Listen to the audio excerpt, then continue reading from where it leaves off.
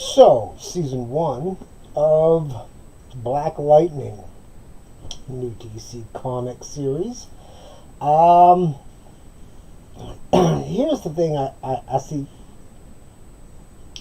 with the black superhero is, like with all other black exploitation and black centered entertainment, it's segregationist, it's biased, it's extremely prejudiced, and there's always the one, oh, we're going to throw in the guy, not fighting the police to show that it's always the police, as opposed to what I've actually witnessed in my life. I lived in Hollywood with Crips, Bloods, 18th Street, and many other gangs, colors, brown, black, whatever. And trust me, you didn't just get, Atlanta is another story. I've never been there, never saw any reason to go there. It's always been a historical, come on. Georgia started as a penal colony where Peckerwoods use that term with pride. But anyways, it may or may not be in different places. I've definitely never been to the South, and I'm not going to speak that I have.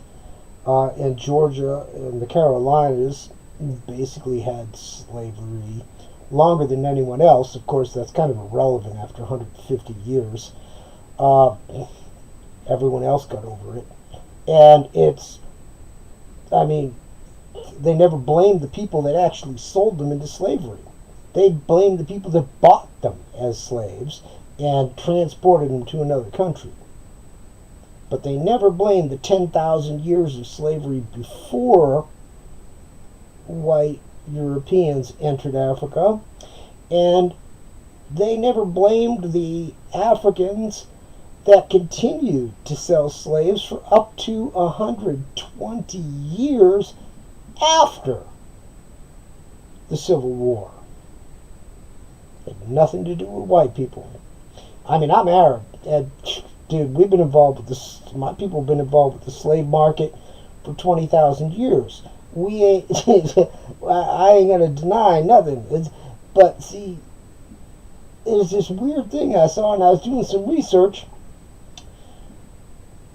It was about 400 years ago. See, here's the thing. 400 years of slavery. Well, dude, it was 10,000 years of slavery. And 400 years of slavery had nothing to do with the continental United States today or in colonial times. 400 years of slavery had to do with Portuguese and Spanish slave colonies in South and Central America, and it still wasn't 400 years. Because it was like 200, 300 years at the most. And most of those slaves could become free much easier. It was a completely different type of slavery than what was going on in the U.S. And even in the U.S. there were still free slaves or free men. So there's a lot of history that they pervert for racist reasons. I'm not saying white people are innocent or anyone else. Everyone's got their own problems, and everyone has groups within it that did things. I've seen a lot of but I see more segregation in the black community and the Hispanic community than I do in the white community per capita.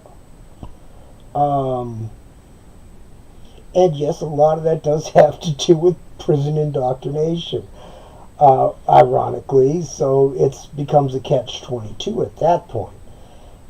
But put that, all the racist aspects aside, and if they could just stop talking about racism for a minute and just deal with life and having a superhero that's doing the same thing as Green Lightning, whatever, the Arrow, or any of the other ones.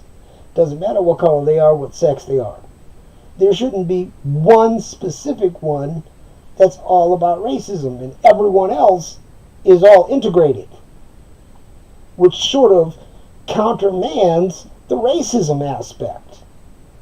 Because the only ones that are being segregationist are Black Lightning. That's it. Even Hancock was more integrated. But the acting was a little clumsy. The understanding that I got to deal with learning this because it's the concept of superheroes is not foreign to these characters. Understanding that a power, like anything else, needs to be understood, otherwise, especially because it can be dangerous to you or to other people. So these aren't really, dealt with enough. Obviously, only 13 episodes, trying to compress, trying to get too much done in too little time, and ended up getting a lot less done than they could have in 6 episodes if they had taken out all the trash and just made the show and dealt with my city, because my school, my city, and there was a lot of way too obvious stuff that everyone just sort of like blindly accepts. And I actually given away the plot because none of that has anything to do with the plot. It's just that is the subtext of the entire thing. It's political. It has nothing to do with entertainment value. It's just a straight political weapon. As far as the acting, it's fair to adequate. The camera shots, the catching expressions, always a little off. Yeah, it could be a lot better. I can't give it a thumbs up or a thumbs down. There's too much gray area in here that I would have to say it's a 3 out of 10.